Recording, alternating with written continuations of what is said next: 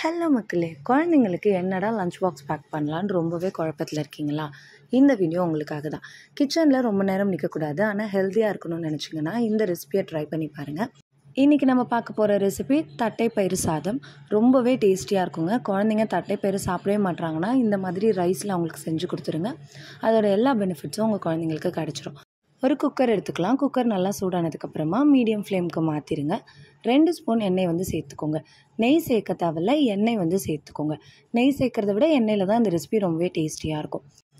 எண்ணெய் சூடானதுக்கப்புறமா இதில் கடுகு உளுத்தம்பருப்பு சேர்த்துக்க போகிறோம். பிரியாணி ஸ்பைசஸ் வந்து சேர்க்காதீங்க. கடுகு உளுத்தம்பருப்பில் தான் இந்த ரெசிபி வந்து நல்லாயிருக்கும். உங்களுக்கு ஒரு வேளை அந்த பிரியாணி ஃப்ளேவர் வேணும்னு நினச்சிங்கன்னா ஒரு ஸ்பூன் சோம்பு வந்து சேர்த்துக்கோங்க. ஸ்பைசஸ் வந்து சேர்க்காதீங்க. நல்லா பொரிஞ்சதுக்கப்புறம் இதில் ஒரு ஸ்பூன் கடலைப்பருப்பு வந்து சேர்த்துக்கோங்க. ஒரு 1/4 ஸ்பூன் வந்து இதில் சீரகம் சேர்த்துக்க போகிறோம்.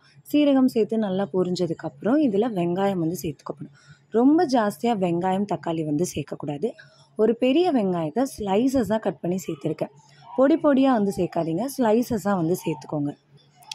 நைட்டே ஒரு கப் தட்டைப்பயிரை ஊற வச்சு காலையில் ஒரு 4 விசில் வச்சு எடுத்திருக்கேன். நீங்கள் சுண்டலாக சாப்பிட போகிறீங்க, ஈவினிங்க்கு வேணும்னு நினச்சிங்கன்னா 2 கப்பில் வச்சுக்கோங்க.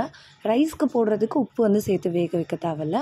சுண்டலுக்கு வந்து நீங்கள் வேக வச்சு தனியாக எடுத்து வச்சுக்கோங்க உப்பு போட்டு. வெறும் தேங்காய் போட்டு தாளிச்சிங்கன்னா ரொம்ப சூப்பராக இருக்கும். இப்போ நம்மளோட வெங்காயம் வந்து சேர்த்தாச்சு. சேர்த்துட்டு கொஞ்சமாக கருவேப்பிலை இலைகளுமே வந்து சேர்த்து வச்சுருக்கோம். பிரியாணி ரைஸ்லேயும் செய்யலாம், சாதா அரிசிலையும் நீங்கள் வந்து செய்யலாம். நீங்கள் வீட்டு சாப்பாட்டு அரிசியாக இருந்துச்சுன்னா எப்பயும் ஊற வைக்கிற மாதிரி ஊற வச்சுக்கோங்க. பிரியாணி ரைஸ்னால் ஒரு 20 நிமிஷத்துக்கு முன்னாடி ஊற வச்சாலே போதும். நல்லா ஊறட்டும். அதுக்குள்ளே வெங்காயத்தை ஓரளவுக்கு வதக்கி விட்டுக்கலாம். வெங்காயம் வதங்கிட்டு இருக்கப்பவே நம்ம வேக வச்சுருக்க தட்டைப்பயிறு, ஒரு கப் தட்டைப்பயிரை வந்து சேர்த்துக்க போகிறோம். இப்போ நான் உங்களுக்கு ஒரு டிப் தரேன். நீங்கள் கூட்டுலாம் செய்கிறப்ப வெங்காயம் தக்காளி எல்லாத்தையுமே அப்படியே போட்டு வேக வைக்கிறத விட வெங்காயம் தக்காளியை ஒரு 3லேருந்து 4 நிமிஷம் நல்லா எண்ணெயில் வதக்கிட்டு அதுக்கப்புறம் எந்த காய்கறியை போடணுமோ காய்கறியை சேர்த்துட்டு 1 நிமிஷம் வதக்கி விட்டு பருப்பு சேர்த்து நீங்கள் வேக வச்சிங்கன்னா கூட்டோட டேஸ்ட்டே உங்களுக்கு வந்து சூப்பராக இருக்கும். நம்ம அப்படியே போட்டு வேக வைக்கிறதுக்கும் இந்த மாதிரி வதக்கிட்டு போடுறப்பையும் உங்களுக்கு டிஃப்ரென்ஸ் நல்லாவே தெரியும். கண்டிப்பாக நெக்ஸ்ட் டைம் நீங்கள் கூட்டு செய்கிறப்ப வதக்கிட்டு ஒரு தடவை வந்து ட்ரை பண்ணி பாருங்கள். நம்மளுடைய தட்டைப்பயிரை வந்து சேர்த்தாச்சு. இப்போ ஒரு 1/4 ஸ்பூன் மஞ்சள் வந்து சேர்த்துக்கலாம். மஞ்சள் சேர்த்துட்டு ஒரு தடவை வதக்கி விட்டுக்கலாம். அதுக்குள்ளே அரிசியை வந்து ஊற வச்சுருங்க. பாஸ்மதி அரிசியாக இருந்தால் ஒரு 20 நிமிஷம் ஊறி இருக்கணும். சாப்பாட்டு அரிசியாக இருந்தால் ஒரு 30 நிமிஷம் கூட ஊற வச்சுக்கோங்க. நான் இன்றைக்கி பாஸ்மதி அரிசி யூஸ் பண்ணல, சாப்பாட்டுக்கு யூஸ் பண்ணுற அந்த அரிசி தான் வந்து யூஸ் பண்ண போகிறேன்.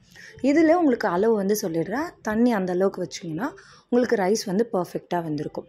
தக்காளி சேர்த்துக்க போகிறோம். ஒரே ஒரு தக்காளி தான் சேர்த்துக்க போகிறோம். ஒரு வெங்காயம் ஒரு தக்காளி தான் சேர்த்துருக்கோம். ரொம்ப ஜாஸ்தியாக வெங்காயம் தக்காளி சேர்க்காதீங்க. தக்காளி ரொம்ப கம்மியாக சேர்த்திங்கன்னா தான் இந்த ரெசிபியோட டேஸ்ட் வந்து நல்லாயிருக்கும். தக்காளி சேர்த்துட்டு ஒரு நிமிஷம் நல்லா வதக்கி விட்டுக்கோங்க. வதக்கி விட்டதுக்கப்புறமா இதில் வந்து காரத்துக்கான மிளகாய்த்தூள் சேர்த்துக்க போகிறோம். தனி மிளகாய்த்தூள் ஒரு 1/4 ஸ்பூன் வந்து சேர்த்துக்கோங்க. ரொம்ப ஜாஸ்தியாக தனி மிளகாய்த்தூள் சேர்த்துக்காதீங்க. தனி மிளகாய்த்தூள் வேண்டான்னு நினச்சிங்கன்னா நீங்கள் ஒரு பச்சை மிளகாயை வெங்காயம் வதக்கிறப்பவே நல்லா வதக்கி விட்டுடுங்க. ஒரு 1/4 ஸ்பூன் பெருங்காயத்தூள் வந்து சேர்த்துக்க போகிறோம். ஏன்னா தட்டைப்பயிறு சேர்க்கறதுனால கண்டிப்பாக பெருங்காயத்தூள் வந்து சேர்க்கணும். நீங்கள் வேக வைக்கிறப்பவே கூட நீங்கள் ஒரு 1/4 ஸ்பூன் பெருங்காயத்தூள் போட்டு வேக வச்சிட்டிங்கன்னா இந்த ஸ்டேஜில் பெருங்காயம் வந்து சேர்க்க தேவையில்லை. சேர்த்துட்டு நல்லா ஒரு தடவை வதக்கி விட்டுக்கோங்க. எந்த டம்ளரால் நீங்கள் வந்து அரிசியை ஊற வச்சிங்களோ அதே டம்ளரால் தான் நம்ம வந்து தண்ணி வந்து அளக்க போகிறோம். 1 கிளாஸ் பாஸ்மதி அரிசி நீங்கள் ஊற வச்சுருந்தீங்கன்னா 1.5 பங்கு தண்ணி வந்து சேர்த்துக்கணும். இதுவே சாப்பாட்டு அரிசினா 1க்கு 2 பங்கு வந்து சேர்த்துக்கோங்க. உங்கள் வீட்டு சாப்பாட்டு அரிசி 1க்கு 3 பங்கு தண்ணியில் தான் வேகும்னா நீங்கள் 1க்கு 3 பங்கு வந்து சேர்த்துக்கலாம். எங்கள் வீட்டு அரிசிக்கு 1க்கு 2 பங்கு தண்ணியே வந்து கரெக்டாக இருக்கும். நான் 2 டம்ளர் தண்ணி வந்து சேர்த்துக்க போகிறேன். இந்த ரைஸ் வந்து ரொம்ப குழைவாக இருந்தால் நல்லா இருக்காது. அதனால் நம்ம வந்து கரெக்டான அளவு தண்ணி, இப்போ சாதம்லாம் வடிப்போம் இல்லைங்களா, அதே அளவுக்கு தண்ணி வச்சிங்கன்னா தான் கரெக்டாக இருக்கும்.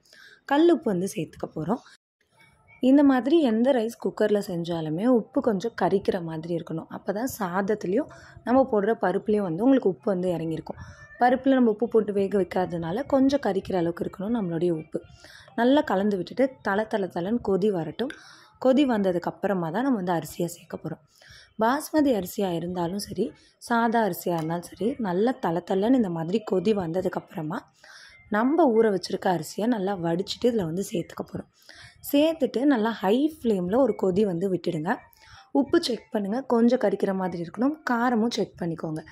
செக் பண்ணிவிட்டு ஸ்டவ்வை வந்து ஸ்லோ ஃப்ளேமுக்கு மாற்றிட்டு 10 நிமிஷம் வச்சிங்கன்னா நல்லா உதிரியாக உங்களுக்கு வந்து சாதம் வெந்துடும்.